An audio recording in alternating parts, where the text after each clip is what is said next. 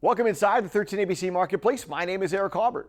As the temperatures go up, so do the number of cars out on the street, and in turn, the number of accidents. So what do you do if you get in one? You can ask these guys inside today's 13ABC Marketplace. My name's Kevin Boissoneault, and I am the managing partner here at Takacs and Boissoneault, and also the head of our personal injury section. One of the things that we do on a regular basis here at Takacs and Boissoneault is we represent people who are seriously injured in auto, truck, and motorcycle accidents.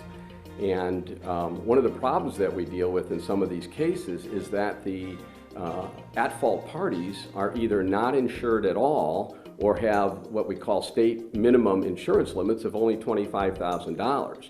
And when that's the case, we have to look back to our own clients' insurance policies to what's called uninsured or underinsured motorist coverage. And most people think of their automobile policies as having liability policies, which of course protects them in the event that they're at fault in an accident. But when they're in an accident and somebody else is at fault and they don't have liability coverage or enough liability coverage, you actually have coverage in your own policy called uninsured or underinsured motorist coverage.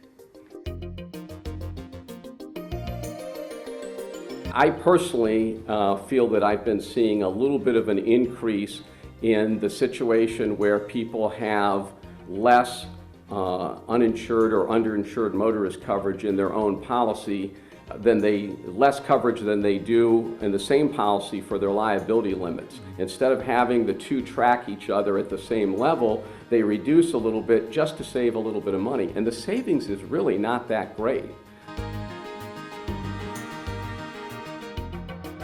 When you are driving an automobile or a truck or a van for your work, as a regular part of your work, employers oftentimes don't have any underinsured or uninsured motorist coverage on those vehicles. They have liability and they have the other mandated coverages, but they don't have uninsured or underinsured motorist coverage, or they have really low limits. And if you're involved in an accident, again, with an uninsured or underinsured driver whose fault it is, you're in that same predicament, except you think maybe the employer has it.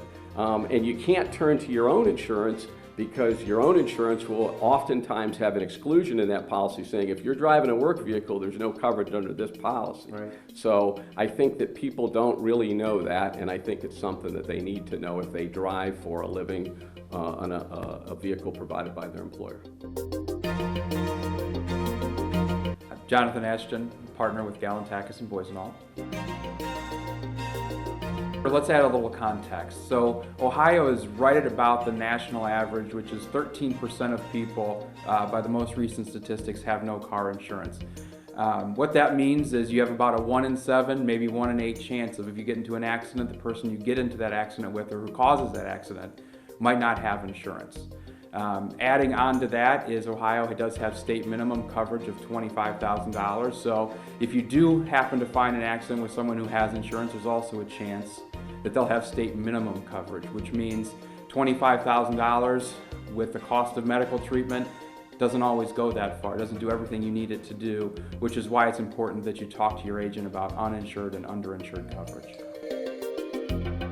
So when you combine more people on the road with pent-up demand to go on vacation, to get to the beach, to get somewhere fun, uninsured drivers on the road, it really is a recipe for potentially serious injuries, serious accidents. We're right here on the Ohio-Michigan border.